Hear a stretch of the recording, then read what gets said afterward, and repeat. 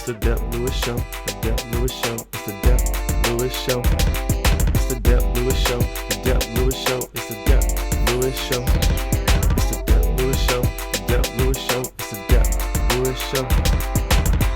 Welcome to the Dep Lewis Show, episode 132. This is your host, Dep Lewis, and today is Sunday, June the 8th, 2025. A great day for a podcast about video games and more. So welcome to the show. I hope you're doing great out there in the world. Thank you so much for being here. I am here today to talk about the release of the Nintendo Switch 2, so I'm beyond excited. I got my hands on one last week, and I've been playing it for a couple days, and I have a lot to say about it. So that is the main plan for today's show. But the first order of business, however, is to ask you to follow Dep Lewis Show everywhere. Full episodes of Dep Lewis Show available anywhere you can find a podcast. Find the best place to subscribe and listen weekly, places like Apple Podcasts, Spotify, Google, YouTube, Amazon Music, and more. If you would like to support the show even further than just listening, patreon.com/Dep Lewis Show is available if you'd like to subscribe monthly. Also, Venmo at Dep Lewis Show is available any day, anytime, for any amount if you would like to support the show. And today's show will have three sections as always. The first section, I'll tell you about what video games I've been playing since I last talked to you on this microphone. And that is going to be me talking all about the Nintendo Switch 2. The middle section, which is the mid section, it's not mid in quality, but it is where I tell you about what is going on around the video game world each week. So the middle section is keeping you up to date with all the video game news. We've had a couple other showcases going on this week with announcements and things like that. So I'm going to talk about those in the middle section of the show today. And the third and final section, as always, is the Miscellaneous Talk section, where I can talk about anything I want to outside the video game world and usually just get into the worldwide world of sports and tell you what is going on with all my favorite teams. And I only have losses to report this week in that section, so look forward to that if you enjoy my misery and my sports fandom. But today is the Nintendo Switch 2 episode. Since the Nintendo Switch 2 released last week, it released on June 5th, 2025, and it's available worldwide right now. And I think the rumors are, as of right now, it's sold over 3 million copies in this first day, in this first weekend. That's the number that's going around out there. 3 million copies, or 3 million units, and it's the biggest, quickest, baddest, most successful video game launch around. So that's what they're saying out there on the streets. I don't know the official numbers. It's all alleged. But it seems to me like a very successful launch. I was able to get the console at midnight, which was very fun. I think I was only up there. I think I left the GameStop about 12:30, 12:35, so it really didn't take too long. Was happy about that. Got home, was able to play some. I've been streaming a couple days this week on YouTube, so please check me out on YouTube. I guess youtube.com/Dep Lewis Show is how you'd find it. So just search Dep Lewis Show on YouTube and you can find all the episodes of my podcast. And I've also been streaming on there recently, so I plan on doing that in the future on no set schedule, but just streaming at random times that I'd like to, and I'll try to notify you a little bit ahead of time. So please just follow me there on YouTube is another great place to follow me. So, talking about the Nintendo Switch 2, so I was able to get some and streaming it. And what do I think about it? So just the general stuff about the Nintendo Switch 2, if you don't know. This is the new console from Nintendo. It is $449.99 for the system, and it is $499.99 for the Nintendo Switch 2 plus the Mario Kart bundle. With the Nintendo Switch 2, you can bring games to life with a larger 1080p screen or connect to a TV and play in up to 4K resolution. Support for HDR and frame rates up to 120 frames per second let you enjoy vivid color clarity and smooth gameplay. Snap the Joy-Con 2 controllers into place with the magnetic connectors. Each controller can even be used as a mouse in compatible games. Experience new exclusive games like Mario Kart World only on Nintendo Switch 2, plus you can enjoy compatible games from Nintendo Switch library. So that's the back of the box talk on this. Nintendo Switch 2 released June 5th. The Nintendo Switch 1 released March 3rd, 2017. So I guess about 8 years later, we're getting this new console. And all my thoughts on the hardware, the screen's a little bit bigger. I enjoy that. The Joy-Cons are a little bit bigger. I think I like that too. I think the Joy-Cons feel slightly better than the Switch 1. I think the Joy-Con grip feels closer to a Pro controller than it did previously. So I think all of those things are fine upgrades. I really like the magnets. The way the Joy-Cons connect to the console is really cool. It makes a really good snapping sound. I like the button that you press to disconnect the controllers. I feel like it's a pretty substantial button and it works. It feels like very, very solid. And I have hardly been playing this console in handheld mode. I guess just maybe a little bit because it's new. And I want to make sure I'm taking care of this nice new console that I got. But I've mainly been playing it on the TV and enjoying that. So I've been able to enjoy the 4K visuals. I do have a 4K TV. It's nothing nothing extra fancy or new, but it is a 4K TV, and these games do look amazing. So I know there's not much change to the UI between a Switch 1 and a Switch 2, but when you play these games, you can definitely tell the difference. And then having a brand new game to play in Mario Kart World's been extremely fun. But I'm trying to think about the other things I want to say about the console. So I really do enjoy the Joy-Cons. I like the handheld form factor, feels great. Even though I haven't played too much handheld, I'm sure I will get into that at some point when a little bit of the newness wears off. I'll be, throwing the Switch 2 around my place, or throwing it on the bed, or whatever you may do with the console. That's a little bit reckless. And what else about the console? The new dock is nice. I haven't tried. The new dock seems very sturdy.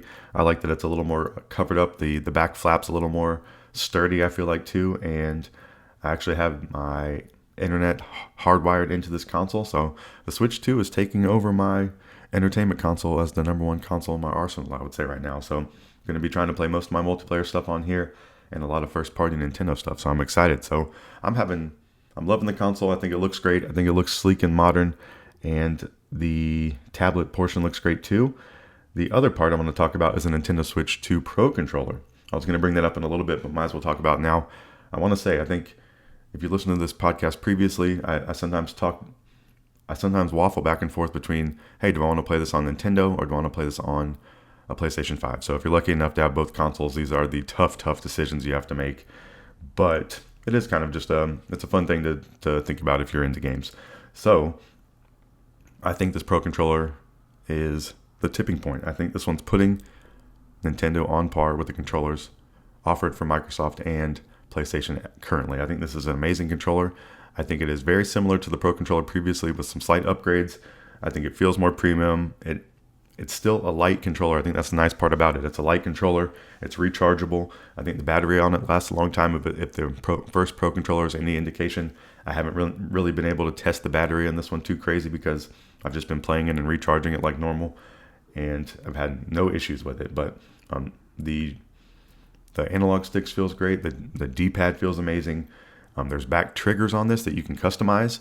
All you have to do is go into the home screen, or I believe hit the home button, and then you can map whatever buttons you would like to be the back. So the back are called, I'm grabbing it right now because I haven't really even used them, GR and GL. So I've never really had a controller with back triggers, and that's been just a nice feature as well. And I'm just excited about it because this console is more powerful, and now we have a controller which I feel like is on par to the other consoles out there. And I think the sky's the limit now with the Nintendo Switch 2. And I'm going to talk about some of my views on some of the third-party games. I don't think it's going to be hitting some of the highs that the PC and PS5 and Xbox Series X are going to hit, but I think more third-party games are in the mix with this console, and I think that's nice. So I've tried a smattering of first-party and third-party consoles or games, and I'm going to talk about those in just a minute. But I'm trying to think about the hardware stuff. Anything else I want to say about that? I think the Nintendo Switch 2 Pro controller is a standout for me, and the console in general just feels great. I haven't tried the kickstand at all. I just really haven't been trying to handle the console too much. I've been taking some games in and out of there, and that even makes me feel a little bit worrisome. No reason to complain about the console in that regard. It's just me being stressed out about having this nice new machine that will probably wear off at some point. But taking the games out is easy enough to do while it's in the stand. So I've been feeling comfortable doing that because you worry about maybe banging the screen a little bit. But if you do it carefully enough, it opens up. It opens nicely. It pops up, and you can stick your game down in there pretty easily. So I have no complaints with it. I think this is an excellent console hardware-wise, and I'm super excited. So for the games that I got for this console, the first one I got was Mario Kart World. As most likely everybody did, the main first-party game that's being released at launch. And I'm having a whole bunch of fun with this. So Mario Kart World, $79.99 US for the Nintendo Switch 2 launch title. It released on June 5th. The whole world is your racetrack in this massive evolution of the Mario Kart series. The courses you race on are all connected in a seamless world. Drive the paths between them to traverse mountains, forests, cities, and more. Take in the sprawling vistas as you explore at your own pace and free roam, or watch how a sudden shift in the weather can mix up a dead heat in a tense Grand Prix. Race online across modes with up to 23 players, or talk with friends using game chat as you race or roam. So I'm definitely a Mario Kart fan. I've been a Mario Kart fan for a long time. I think I played every iteration of the kart game, and this is an excellent version. I'm happy to get some new courses in this game. So all the courses in this game are new to Mario Kart. And then the open world section is a welcome new addition as well. So I've been having fun doing both. I've been racing a lot of Grand Prix races just against the computer. They have 50cc, 100, and up to 150. So I've been trying to go through all the races and complete them as much as I can. And I've done that now for all 50cc's. I'm making some way on 100, and I will be moving my way up to 150 soon enough. So I'm having an excellent time with all the new courses. I think they're all extremely fun. I think they do a good job between switching between ground and going into the water and flying in the air, and just all the different spots you can drift. You have the different rails and the walls you can jump off now, or the walls. I think you can do some wall jumping. I haven't really interacted with that too much, and I've barely been interacting with the rail things, but I've been getting used to it a little more in the open world, so it's been nice. So I think this game, if you don't like Mario Kart in general, might not sway you, but if you like Mario Kart, I think this is a wonderful package. I think they've done a good job of giving you stuff to do in this game that might help me stick around longer than I would just besides picking this up from time to time and playing with friends. So I've been enjoying the Grand Prix stuff, but at some point I most likely will complete all of those races, so there might not be too much to go back there and do besides just some time trial stuff or just for the sake of going back to it. But just trying to think down the future. And then so the Grand Prix stuff's fun. The online racing in this has been extremely fun. I like having the 24 racers on the course. I don't think you always get those completely in the lobby. The lobby can fill up with 19, I believe, or a little bit less, but it's still very fun. It's nice having all those people on the track. It makes it definitely very hectic. All the online connectivity stuff has been working really great.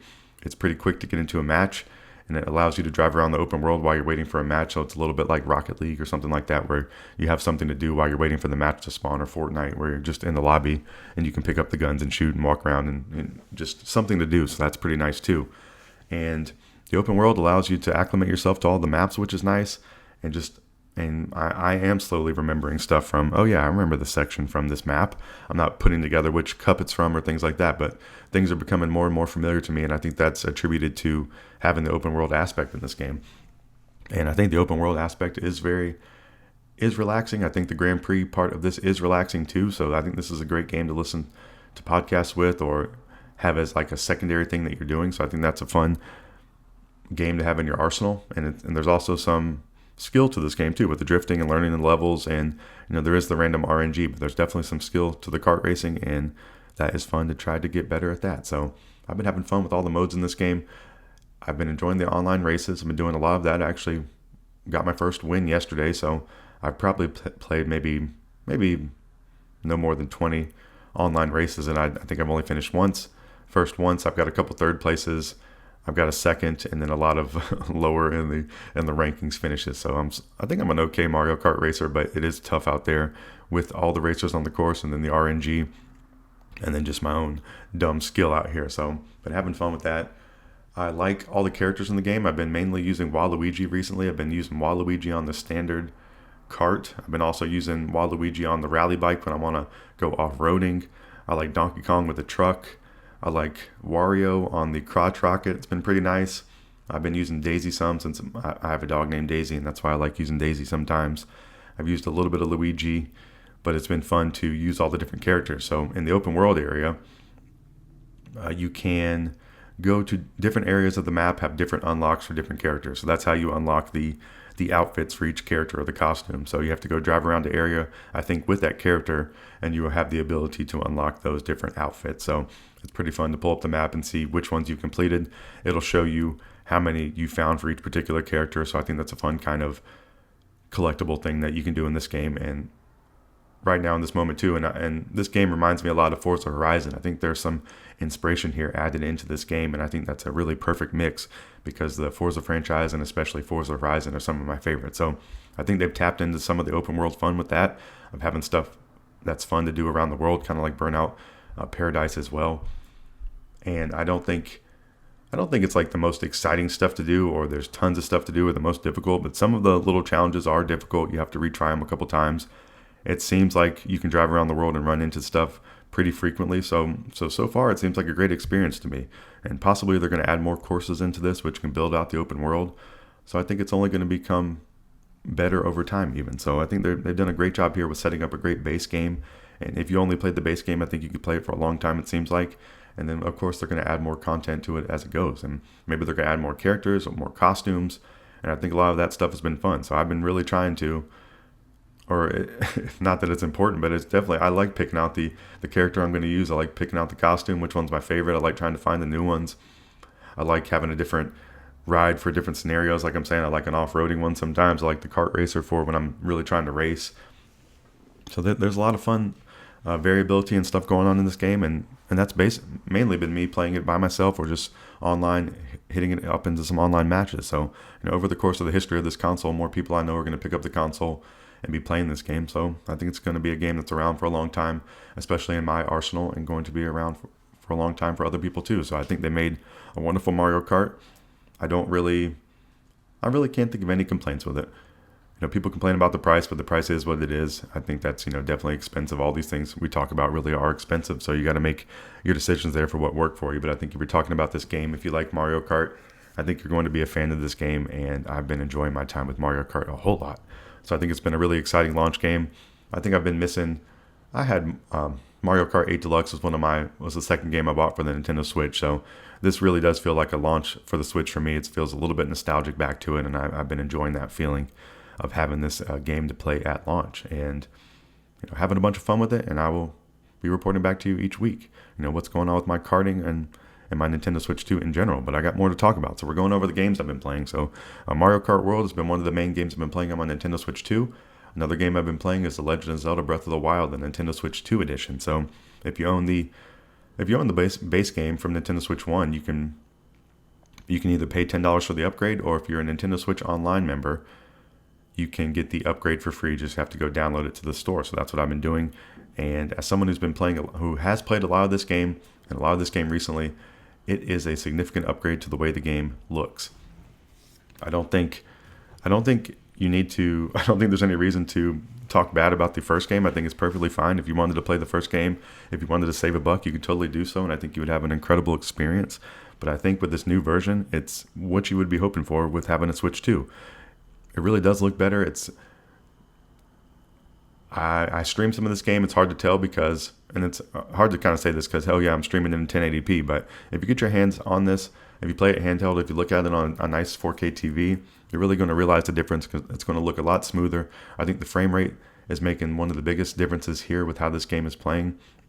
And I guess the resolution as well. So it's just an incredible thing. I think I've talked about this before, how all the basics of this game are great. The art style is a really amazing art style. All the physics stuff around the world is really impressive. All the ways you can interact with the world and do different things with your abilities. And then to have the graphical fidelity be bumped up, I think it's just, icing on the cake, really. So is it changing up the whole formula of this game in any way? No. But is it improving and enhancing a game that's already really incredible? Yes. So I think that's just a really cool thing as an option out there in the world. Some people can play this game on the Wii U, and you're going to get the same basic experience, and probably at the end when you talk about it, you're going to be talking about some of the same things.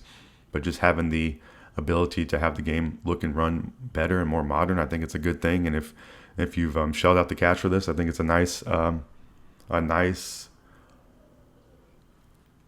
luxury to have, because it's definitely a luxury. But having the Breath of the Wild run at a really in a great manner, after being one of the biggest knocks on it of a game that won many Game of the Year awards, is a lot of people's favorite game. So this game got some of the highest praise that a game can receive. But then also, the detractors can easily point to some of the graphical stuff. But then people who enjoy the game can easily say, hey, you can overlook some graphical stuff if the game is good. And I think most people would feel that way who are video game fans. But if they're going to bring up the graphical fidelity to match the gameplay, I think that is, we should tip our hats to that. And I am thankful for it. So this is the main game in my video game universe that I would like to complete. I've never completed a Zelda game, as I said 9,000 times in this podcast, but I'm going to complete Breath of the Wild one day. I'm one beast down. I'm on my way to the second beast. I'm in Rito Village right now. I've got the 3 sets of snow or cold resistant armor, so I'm able to traverse all around that area, and I'm trying to go take down the flying beast for the Rito Village. So I've been playing Breath of the Wild. I booted up Tears of the Kingdom last night to look at that, and it just makes me, I've played, I don't know if I played. I think I've almost played more of Tears of the Kingdom, or maybe I would say I have played more of Tears of the Kingdom and not completing that as well. But booting that game up, it really is a remixed version of Breath of the Wild, and it's a different game in a lot of ways. And that's just me from doing a quick boot up, not playing that game, I guess, in over a year. It makes me go back and realize that it's not just the same game. It's not just a reskin version of the first game. I don't know which one I think is better. I would love to complete both of them at some point and then go back and try to think of which one I think is better.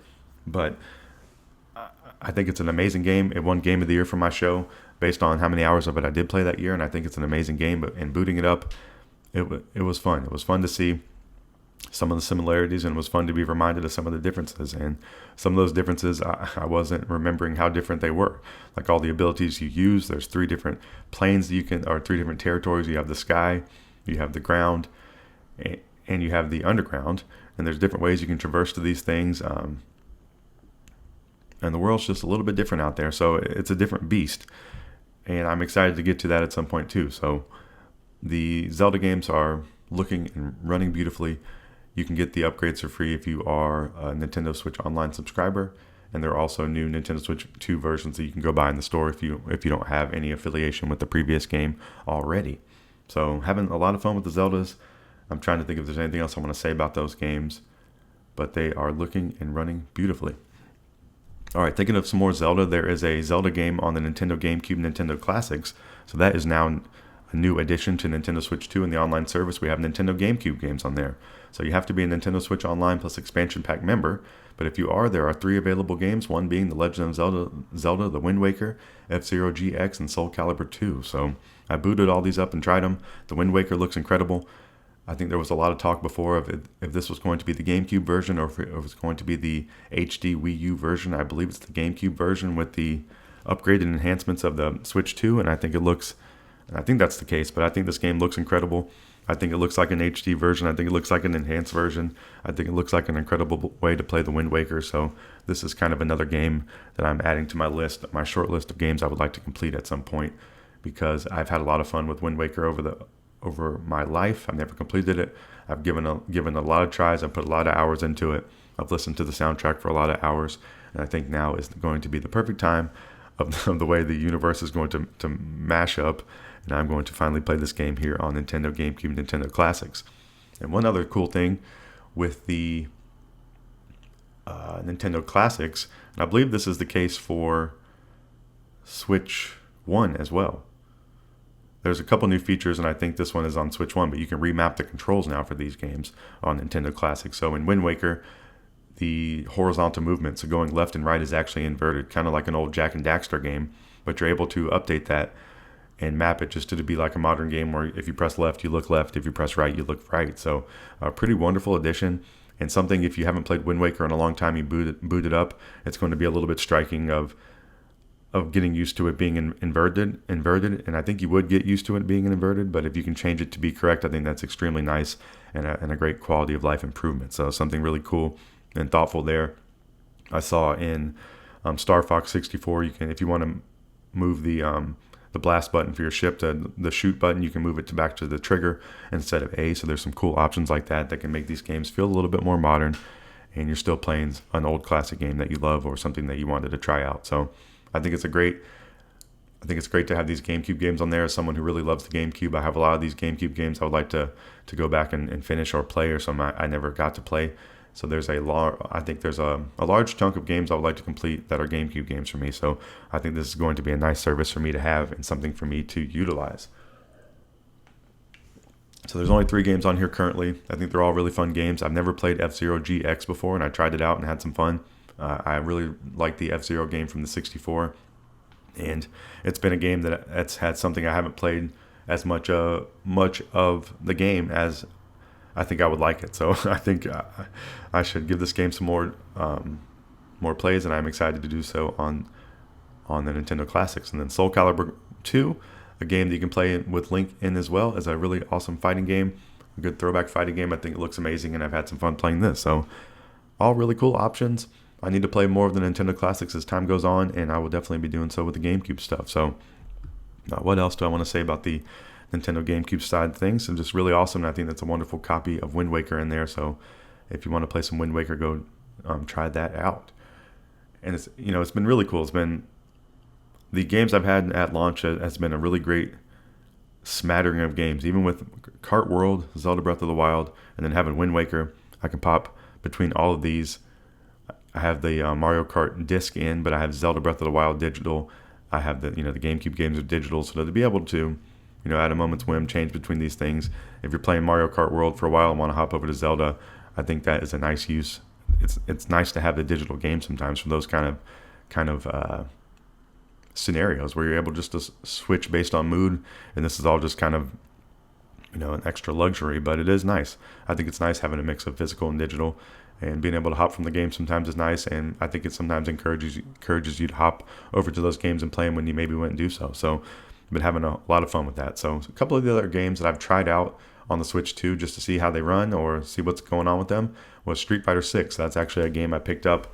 It's a game, one of those dreaded game key cards, but it comes in a box. It has a physical cart, and you just have to put it into your console and it starts to download. But Street Fighter 6 is running incredibly well on the Nintendo Switch 2. Street Fighter is one of my favorite fighting franchises. I played 6 on the Xbox and PlayStation, so it's been nice to play it on the Nintendo Switch 2.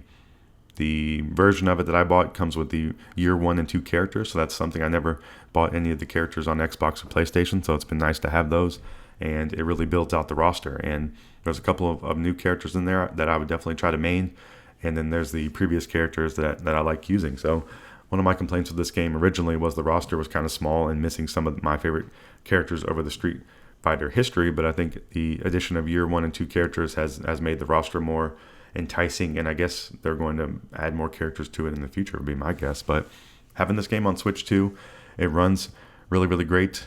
It is fun to play. It doesn't look quite as good, so it's not living up to the visual bar that's been set by the other consoles out right now, but I think it's a perfectly good version of this game. It controls extremely well, so I think that's kind of the most important thing about these fighting games. You want them to control well and feel like the button presses are sharp and taking place quickly on the screen, or taking place just as you'd want them to do, and your character moving, not having any hiccups. And this game totally has that. So it's cool having this in handheld. I haven't tried it out like that, but most things with Nintendo Switch, that is a plus for these games. So if you're having the argument of which console to buy it between, I think the argument now on the graphical side of things is bumped up on the Nintendo Switch 2, which is nice. So you're usually thinking, hey, do I want to buy this game on a PlayStation 5 because it might look a little bit better, or do I want to buy it on the Switch so I can play it in handheld? And so now if you're going to be able to play the game in docked mode on your TV and it look nicer, or it not be that big of a difference, I think that is just a step in the right direction for this console and Nintendo in general, and me as a consumer and a fan of the product. I think it's just a really great thing. So Street Fighter 6 is running incredibly well on the Switch 2, and I think one of the great things, so if you play Street Fighter 6, you might want to play online, and having to pay for online service is not something I love doing. So having the ability to only pay the $20 for Nintendo Switch online for the year, I think makes playing games like Street Fighter 6 on the Switch 2 even more desirable, because it's just more affordable, and it's easier to pony up the $20 for a year and be like, hey, I have access to online play, and then you can play it over there on the Switch 2. If the graphics are a little bit worse, I think it's a perfectly fine concession to me, and so I think it's just a really great option. And I'm going to try to get back into some online street fighting at some point and try to rekindle a little bit of my Street Fighter 4 love out there. So another game I picked up in the past couple of weeks, I picked up a Switch. Well, there is only a Switch 1 version, but I picked up a physical copy of Pokemon Violet, and this game does run a lot better on the Switch 2, which is pretty crazy. So I tried this game out a couple days before the launch of the Switch 2 to see because I was excited to get this game and wanted to get a file started, and was having fun playing it. And I think I would have been able to play it. I don't think the graphical stuff was enough to get me to turn it down. But putting this into the Nintendo Switch 2, it's not going to look like a fully fleshed out world of like, this game still has its own kind of style. Some of those places you could walk around are going to be kind of sparse, but the main attraction in this game is Pokemon, and I think that's one of the great things about this game, and I think they nailed that completely well. And then when you are walking around the open world in this game now, it just looks like kind of like another game, like it should, and I mean that kind of in a good way. So if you were going to hate on the previous version because of the frame rate, I don't really think you can do that as much anymore. If you want to say that you don't like the formula of Pokemon or the Pokemon in the game, or if you wanted a more in-depth story, maybe you could argue there. But I think this is really bumping up the Pokemon in an exciting way. I've heard a lot of people talk about how this is a fun game with a cool story. They like the open world stuff, and now that it's running graphically better, and this is one that I think there could have been an argument of a stay away if you don't want to watch the glitchiness, but I think the bones of this game are enough to warrant maybe pushing through on that, and I think now you don't have to worry about pushing through. I think you can play this game and enjoy it completely. So Pokemon Violet is something I want to definitely play more of. I've been on a big Pokemon kick lately, and I was scared of this game because of all the talk of the graphical stuff, and eventually got convinced to pick it up, and then now it's the perfect time, it seems like, playing it on Switch 2, because some of those worries are going to be erased. So the Pokemon running better on Switch 2, which is exciting. A couple other games I tried out that I can say I don't think are improved and maybe weren't what I was expecting were The Witcher 3 and Persona 5 Royal. So these are two games I booted up, some third-party stuff that I own on the Switch, and games that I also own on other platforms. So I think I would still play them on the other platforms at this point. I think they're serviceable, but I think the way these games look is a little bit of a detractor here. So I don't think the games play bad in any form or fashion, but I think The Witcher 3 does look particularly bad on this console, or it looked particularly bad on Switch 1, and I don't think it looks that much better on Switch 2. So neither one of these games have got any type of significant update or patch, or they definitely don't have a Nintendo Switch 2 version. So I would be happy to see that at some point and try it out. But I don't think Nintendo Switch 2 has completely solved the third-party problem with all the games. I think some of these games are getting updates and patches, so I would say maybe check that out on an individual basis, but I just don't think from across the board, unless there's a little bit of work done on the developer side for some of these games, I don't think it's just immediately making all these games run and look better. So that was one thing I did note. That was something that I was kind of wishful thinking for me. So I think down the road, I think these games are going to get updated, and then I think I'll be changing my tune. I don't need these games to look exactly like the Xbox Series X or PlayStation 5 version, but I would like them to look a little bit closer to that. And I think we're going to get there, and we'll see. I don't know if they're going to just want to sell me a Nintendo Switch 2 version or an upgrade path, but either way, I'll be interested. But I think you should try your games. If you have a third-party game that you don't love the way it was running previously, I would say definitely go try it. And those have been a couple that I've tried that I haven't been, over the moon about the changes in them. So just something to note. I would say if you want to try some new stuff, I would definitely stick to the Nintendo Switch 2 stuff, or the games that have gotten, there's been a list of numerous games that have gotten patches and upgrades. And then the games that have been untouched, I would say, hey, I would not expect too much on them at this point. So those are all my game thoughts. I'm trying to think if I played anything else. I did pick up Bravely Default, but I haven't tried that out yet, but that's something I want to play. I'm excited. I have really no history with Bravely Default at all. I've been on an RPG kick recently too, so something exciting to play. And I've heard a lot of good things about it, so that's something maybe I'll put in and try it this week, but I have tons of things to try. I've been playing a lot of Mario Kart. I've been playing a lot of Breath of the Wild, and I have a lot of great games to play. So it's been a great launch week for the Nintendo Switch 2. I would say it's exceeded my expectations. I'm excited to own this console. I think there's going to be a lot of great games to come. I don't think it's a complete immediate upgrade for anybody. But I think if you do like the Switch 1, you're going to like this console. I think if you've never played a Switch, I think this will be the one to get because it's going to have the longer tail end. I think if money is a concern, which it is for pretty much everybody, but if money is an even greater concern, I think picking up a Switch 1 is still perfectly fine. I think there's tons of great games to play on there and a huge backlog doing a lot of the same things here, but I think the FOMO is going to be increasing over time with the Switch 2 when we're getting more and more exclusive games. It seems like it's a great, or it seems like it's a great way to play both of these games. So my take on this, I was trying to think, I've been pretty high on this. I think it's going to be a really great console. I think time will tell. Only time will tell, but I think we're going to look back and this is going to be a great console. We're going to have a ton of great games for it. It's going to be able to play all the Switch 1 games still. We're going to have all the Nintendo Classic stuff on there. We have the Pro Controller, the new Pro Controller, which I think is extremely elite and extremely nice. And I would like to say, maybe this will be the best console, highest selling console ever. I don't know if it's possible to have I guess it is possible to have a sequel be a highest selling console ever, but that's, a really tall task with how great Switch 1 was. But this makes me think a little bit back to PlayStation 2.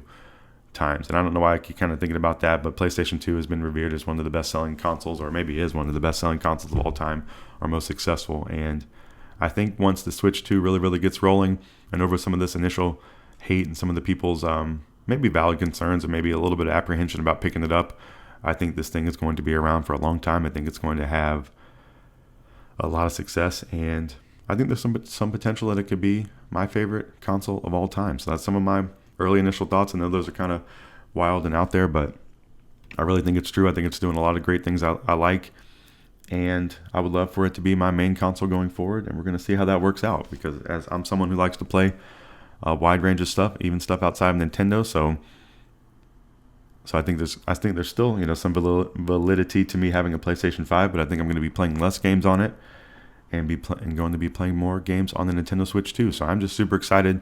I've been having a great time with this console, and I hope you are too.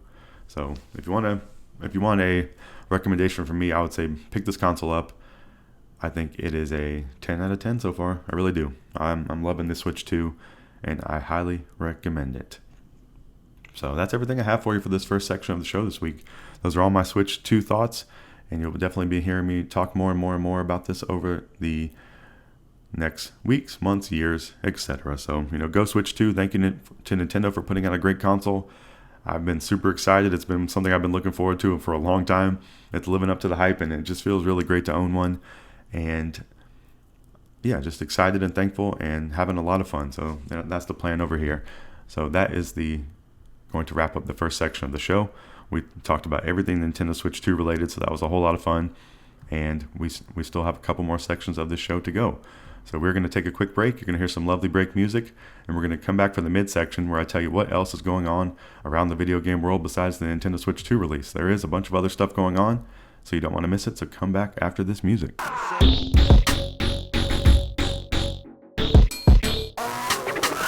Welcome back to the midsection of Dep Lewis Show, episode 132. This is where I tell you about what is going on around the video game world.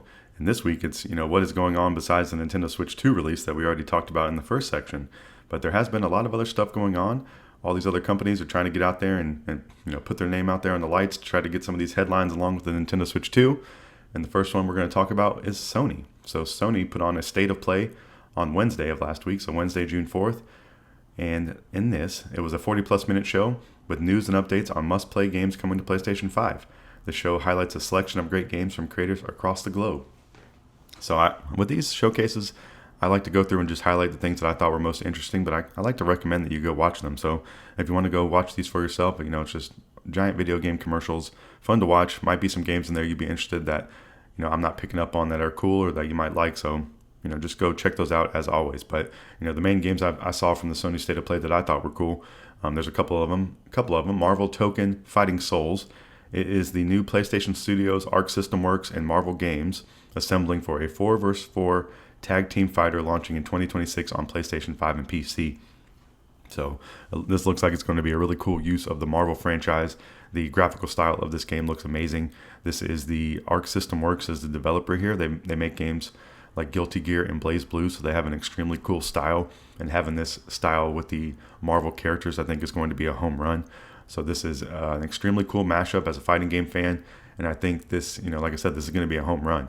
I think they're putting together a franchise in Marvel with a fighting franchise that is highly respected and it just highly has, not a mystique to it, but people think Arc System games are cool because they have a really cool, stylish style to them. But they really do. It's unique. It's cool. They're fun. They're fast-paced. They're definitely kind of like on the more fun and fast-paced side of things than slow, methodical kind of fighter. So I think this is going to be an incredible mashup. I think fighting games, I guess, are still pretty successful, but I think this one can be like a monumental fighting game release right here. So super excited to see this. I think this will be one that I'm not even the biggest Marvel fan out there, but I do like a lot of the characters and I do have some affinity for it. But I think this will be a day one pickup for me, just being a somewhat Marvel fan, but also a fighting game fan and a fan of Arc Systems works in general. So in this game, besides the back of the box talk on Marvel Tokon Fighting Souls is experience the Marvel Universe like never before with reimagined characters and stages, a heart-pounding soundtrack, intuitive gameplay mechanics, and jaw-dropping visuals that would keep you on the edge of your seat. So very cool. if you like Marvel vs. Capcom, I know people watching this trailer were wanting Capcom to pop in here, but it looks like it's just going to be, 4 versus 4 action with just the Marvel characters.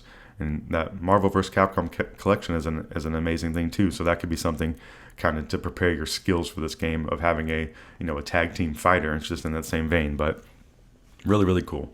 So Marvel Tokon Fighting Souls is coming sometime in 2026 to PlayStation 5 and PC.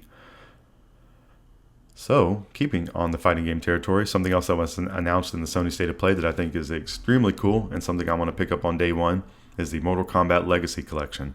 So, Digital Eclipse is the studio handling this. They are the studio that has done a lot of great anniversaries or collections. They've done the Street Fighter 30th Anniversary Collection, the Atari 50th Anniversary Celebration, the Teenage Mutant Ninja Turtles Cowabunga Collection, Tetris Forever, and the Mighty Morphin Power Rangers Reader's Rewind. So a lot of good pedigree there with Digital Eclipse. And for the Mortal Kombat Legacy Collection, they are partnering with Warner Brothers Interactive to bring Mortal Kombat Legacy Collection to PS5 and PS4 later in 2025. And I'm hoping other platforms as well. And the main one there I'm hoping is Switch 2. If the Street Fighter 6 is any indication of how fighting games can run on the Switch 2, I'm going to be trying to pick up all my fighting games on the Switch 2. So Mortal Kombat Legacy Collection with multiple 90s and 2000s games from the early days of this groundbreaking fighting game series. Mortal Kombat Legacy Collection will also provide a comprehensive, detailed look at the franchise's history ever assembled. So Digital Eclipse does a great job of putting together a complete package with these video games. So not only having the video games in there, but having different bits of art, different bits of history, and different things to look at that tell the whole story of the game, the creation, and some of the creators and things like that. So with these games, you're not just getting a menu with the games in it, you're getting a little more of the history around that, and I think that's just a really nice touch, especially the way some people today will complain, and I think it's valid, that if you buy digital games, you're not getting a physical box to put on your shelf with the art on it. You're not able to hold the manual, look through that, but I think some of these collections are doing a good service to the digital world by having some of that kind of creation or some of that creativity and things you want to look at inside the game, and giving you just some, like I said icing on the cake earlier, but it's just an added bonus, kind of warms your heart a little bit, and sometimes it's fun to look at it, and it enriches sometimes it can enrich your love for the world in the game. So I think it's a nice benefit, and I think it's something smart that these collections take a lot of care doing. So, just shout out to them for that. So with this Mortal Kombat Legacy Collection, they're going to take us back to the glorious 1990s, the days of arcades and tokens, of hidden fatalities and secret characters, with the original versions of Mortal Kombat 2, Mortal Kombat 3, and Ultimate Mortal Kombat 3. But they're not stopping there. Many of the home versions of these games from vintage 16-bit consoles, and yes, even handheld systems, are also included. And the arcade and console games can all be played online with rollback netcode. So rollback netcode is something that I talked about. I hear a lot of these games mentioned, and something that whenever I hear them say, hey, this game has rollback netcode, my brain, which is, only so smart, maybe some would call it dumb, and maybe that's valid, but I always just hear rollback netcode, and I think, oh, that's cool, that's good that they had the rollback netcode in there. But I don't really know what rollback netcode is, so I just looked it up, and I at least have a definition for you here today to make us all smarter. Rollback netcode is a way for fighting games to manage network connections in real time, particularly in fighting games, by predicting opponents' actions and rewinding the game state if predictions are inaccurate. It aims to create a smoother, more responsive online experience by minimizing input delay and stuttering. So that is the back of the box talk on what rollback netcode is, but the Mortal Kombat Legacy Collection is going to be touting some rollback netcode. So there have been 8 games confirmed for this collection so far: MK1, MK2, MK3, Ultimate MK3, MK4, MK Advance, MK Deadly Alliance, and MK Tournament Edition. And then there are going to be more games that they have not announced yet. So this is more of a throwback Mortal Kombat collection. I don't know how modern they're going to get with it, but a lot of these older games are some of my favorite Mortal Kombat games, and maybe are my favorite Mortal Kombat games. I think only Mortal Kombat 11 is one of the more recent ones that I really liked a whole lot, that could be up there for one of my favorites. Mortal Kombat 1 looks super cool, but it's something I've just never tried, so maybe I will pick that up. I know it's been on sale a lot recently, maybe even for like 15 or 16 bucks. So I could see myself picking that up at some point. And I'm someone who's always ready for a fighting game renaissance of my own self. So I go through waves over the course of my life for sure of playing fighting games and then not playing them for a while, but I can hit the ground running pretty hard in some of these games, and I have a lot of fun with them, and particularly the online fighting mode. I think it's fun to go on there and get your ass kicked, and it's a fun thing to do. I like how quick the matches are a lot of times. I think that's something I enjoy about Splatoon, and just thinking about it now, I think that's something I like about online fighting games, of how quick the matches are. I like listening to podcasts or music while playing video games, so that's a fun, relaxing thing to do for me, is sometimes play a fighting game alongside listening to a podcast. You can, have an hour go by, you can play 20 matches or whatever it may be and have an outstanding time, even if you get your ass kicked, 19 of them, or maybe 18. I'll give myself some credit. Maybe I'll get a couple wins in there. But some of those games, you eventually do get better at. So, and you find the characters that you like, you find the play style that you like, and that is a lot of the fun parts about playing fighting games. So I'm really happy to see these announcements of couple of these fighting games coming out. I think these would be ones that I want to pick up on day one, and happy to be playing some Street Fighter 6 again. And I also have that Capcom Fighting Collection came out recently. Like I mentioned, the Marvel vs. Capcom Fighting Collection as well. So, we are flooded with great video games, whether you like it or not. All right, so what else from the Sony State of Play that I thought was interesting? Just one more game I want to really highlight from that. There was a bunch more games talked about, so please go watch it if you would like to, or go read a summary. But these are the ones that I'd be interested to pick up on day one, and we're really hyped about these announcements. And this one is Final Fantasy Tactics, the Ivalice Chronicles. I don't know if I'm saying Ivalice right, but Final Fantasy Tactics, one of the greatest games in the entire Final Fantasy series, is back. A tactical RPG that tells the true history of a troubled land. So this is me just reading their talk about it. I've never played this game, but I know people hold this game in extremely high regard. I'm someone who's becoming a Final Fantasy fan more recently. I completed Final Fantasy VII Remake as one of the first JRPGs I finished, the first Final Fantasy game I finished, and it's kind of unlocked this franchise for me a little bit, where I'm slowly getting more into it. So Final Fantasy Tactics, the Ivalice Chronicles, is going to release on September 30th for PlayStation 5 and 4, Xbox Series X and S, Nintendo Switch 2 and 1, and PC via Steam. It's going to be $49.99 US. This enhanced version has been created by a team composed of both original team members and new developers, and features everything that the 1997 PlayStation original so acclaimed. That includes the epic story, the satisfyingly strategic battles, and the flexible job system, but it also adds new content and features that make the game even more fun to play. Improvements such as a brand new user interface, updated visuals, voice acting, tactical view, battle speed, and new difficulty levels. It also includes a classic version for those who wish to enjoy Final Fantasy Tactics as they remember it, can play the classic version. So I really love when these remasters of games do this, where they allow you to play the old version or the new version. I think it's really, really cool, and just a very nice addition.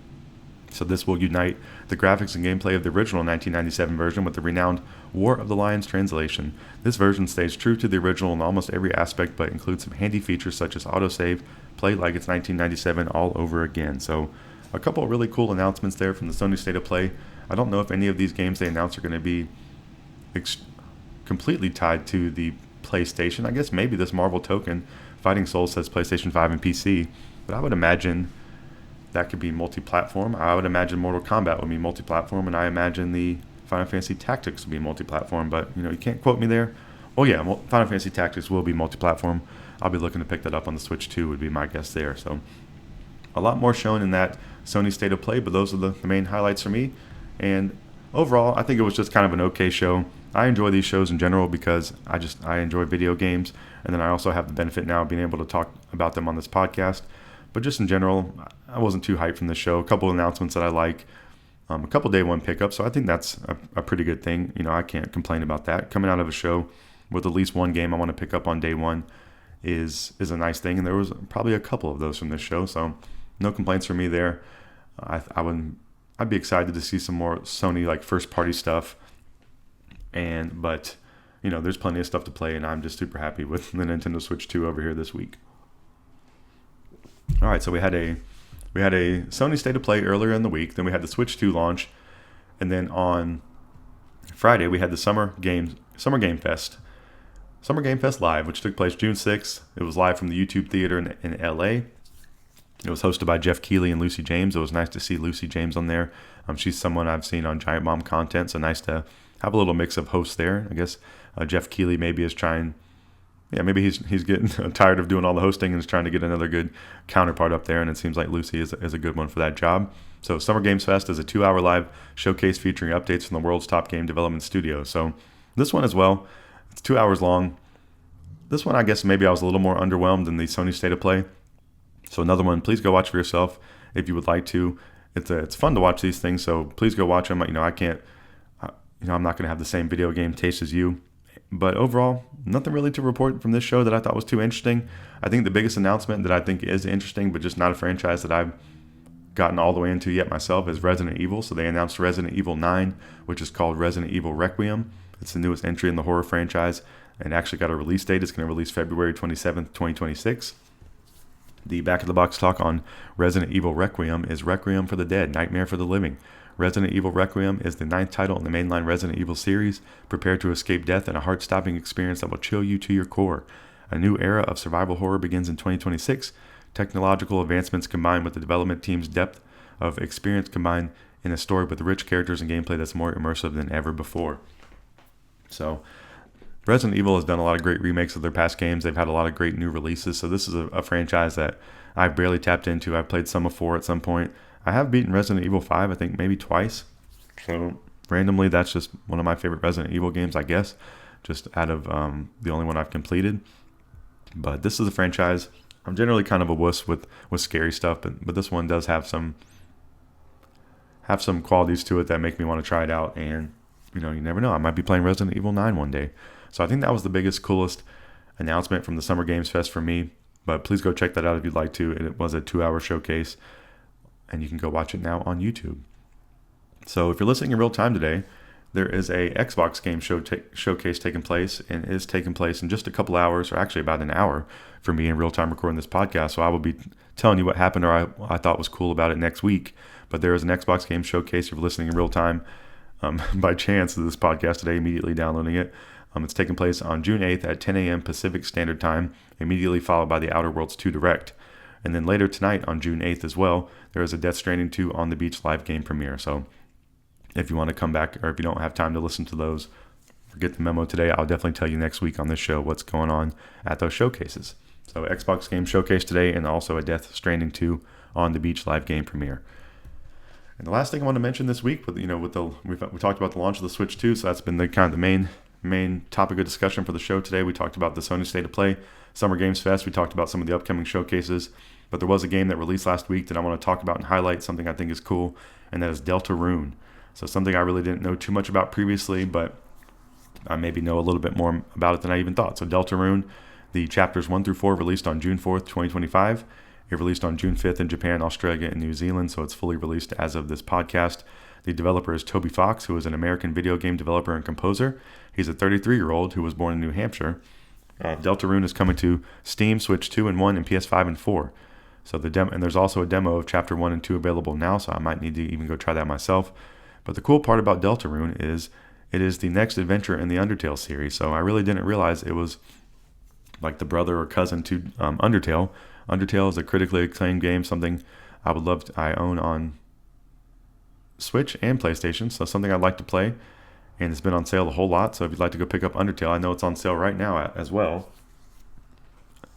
Or I think I do own it just on PS5. I'd like to buy it on Switch, and it was on sale on Switch, and that's the case. But this franchise is beloved, and it's like a throwback RPG in the modern times, and has a lot of seems like whimsy and charm and character to it. So something that's on my list of games to play. And now they actually have a Deltrarune, which is a parallel story to Undertale. Fight or spar your way, or I guess spare your way through. I don't know if it's spare or spar, but fight your way through action-packed battles as you explore a mysterious world alongside an endearing cast of new and familiar characters. Chapters 1 through 4 will be available at launch, with more planned as free updates. And so Undertale was a 2015 game, RPG created by Toby Fox, and now we have the spiritual sequel or spiritual parallel story to it, Deltrarune. So pretty exciting.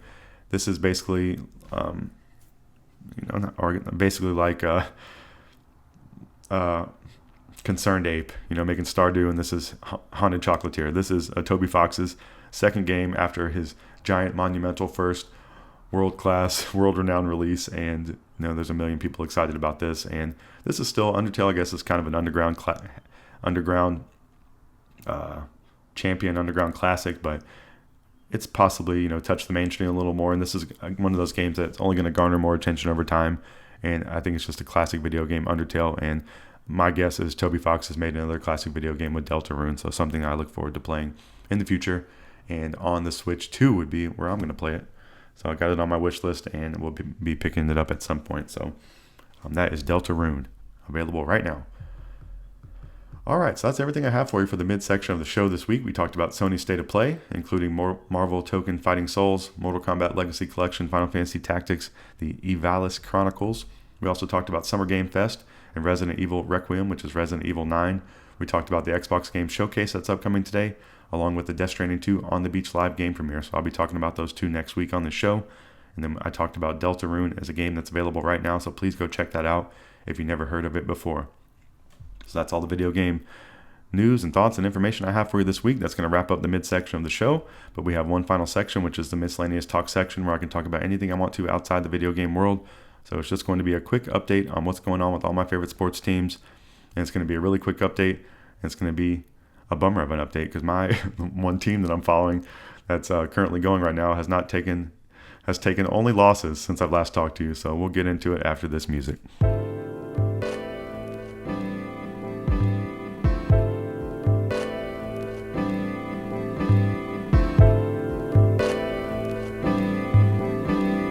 Welcome back to the final section of Dep Lewis Show, episode 132. This is the Miscellaneous Talk section where I can talk about anything I want to outside of the video game world. This one's going to be short, but it's not going to be sweet because it is bad news. Bad news this week on my sports fandom front, but my favorite NFL team, the Carolina Panthers, nothing to report there really. The preseason begins on August 8th. The regular season begins on September 7th at Jacksonville. Nothing going on with the NBA. It's currently the NBA. Nothing going on with my NBA teams. I'm a halfway fan of the Hornets and a all-the-way fan of the Hawks, and it's just the offseason for them. The NBA Finals is going on right now. It is the Pacers versus the Oklahoma City Thunder, and the Pacers have actually grabbed the first game by Halliburton. What the Halliburton hit the game winner. So I'm excited to see that because I'm a Halliburton fan, and I am rooting for the Pacers in the finals. But my favorite team right now that's actually playing in the regular season, the Atlanta Braves in the Major League Baseball, they can't do anything but lose. So last Sunday versus Boston, the Braves lost 1-3. There was no game on Monday, so the Braves were unable to lose a game that day, which was nice. But then the Braves have been at home versus the Diamondbacks, and the Braves lost on Tuesday 3-8, Wednesday 1-2, and Thursday, which was a noon game, they lost 10-11 to the Diamondbacks. And then they moved to the West Coast, or even farther on the West Coast. Well, that went to the West Coast, to San Francisco, Friday, Saturday, Sunday. The Braves lost Friday 4-5 in extra innings. The Braves lost yesterday 2-3, and the Braves play the San Francisco Giants today, if you're listening real time at 4 p.m. to hopefully get the first win of the week. So pretty terrible. The Braves have had the return of Ronald Acuna Jr., the return of KK Strider, and it has really not amounted to too much with the team. So I think this team is actually in pretty big disarray. I think the bullpen's been pretty terrible. I think the bats haven't been able to get going. I think we've let a lot of people in scoring position, and it's been a really bad season. So I'm kind of losing a little bit of hope out here. I don't know what's going to be happening for the trade deadline or the middle of the season. Maybe they're going to be selling some pieces. I don't really think they're going to be looking to add too much would be my guess. But I don't know. I just think it's kind of a worrisome time for the Braves. I think they should be putting up more of a fight than this, and it's been really sad to see. I know some of these people are just getting back and going, just like Ronald and KK, but overall, the whole team, something seems not to be working. I think we're going on a bad trajectory here, and I don't know what's going to be happening. I don't know if we're going to see Snicker getting fired. I don't know if we're going to be seeing Kranitz get fired. Maybe some others on the staff. I really don't know. We're going to be seeing some players get traded. I think it's been really, really bad, and I think they need to get it together because it's getting closer to mid-season. So all the Braves' early losses were a little bit like, hey, it's a long season. The Braves hit a little bit of stride there, so you're like, okay, they're getting it together, but they're still kind of trying to get out of this hole, and now they're digging back into that hole a little bit. So I don't think that's good news, and I hope the Braves can get it together. So next week they got some opportunities. Today they got an opportunity at San Francisco at 4 p.m., so I'll be checking for that this afternoon. And then next week the Braves are playing 3 at Milwaukee to start the week. No game on Thursday, and then 3 versus Colorado and Atlanta for the weekend. So should be some potential in there to get a bunch of wins. Neither one of those teams is lighting up the charts, and especially not the Rockies, but neither are the Braves these days. So got to lower our expectations out here, but would love to see the Braves get on the right track, and they really could use a good string of games and hit some type of groove. They only hit a little slight groove for this year. It didn't last. It lasted just a couple weeks, and now they are really back down, trending into the gutter. So, hope the Braves can get it together. I enjoy watching baseball regardless, but it is more fun to watch when the team is being competitive. And I really do hate kind of like pending roster moves or manager moves and things like that. It's never really it's never really a good sign for your team. So Braves going through some turmoil. I hope they can get a win today, and that is where I will start. All right, but that's really all I have for you in the Miscellaneous Talk this week. There's not really too much going on. It's really been a Switch 2 heavy week with me. I've been staying up late a couple of these nights. I had some days off of work, so I've been, really Switch 2 focused, really video game focused. Been watching some baseball as always, but mainly just been focused on the video game world and all the announcements, releases, and showcases and things like that. So I'll have more for you next week in this section as always, but that is all the sports updates I have for you today on all my favorite teams, the Panthers, the Hornets, the Hawks, and the Braves. So that's going to wrap up the Miscellaneous Talk section, and that is going to wrap up the entire episode this week. So thank you so much for listening. I want to reiterate some promotional talk from the beginning. Please follow Dep Lewis Show everywhere.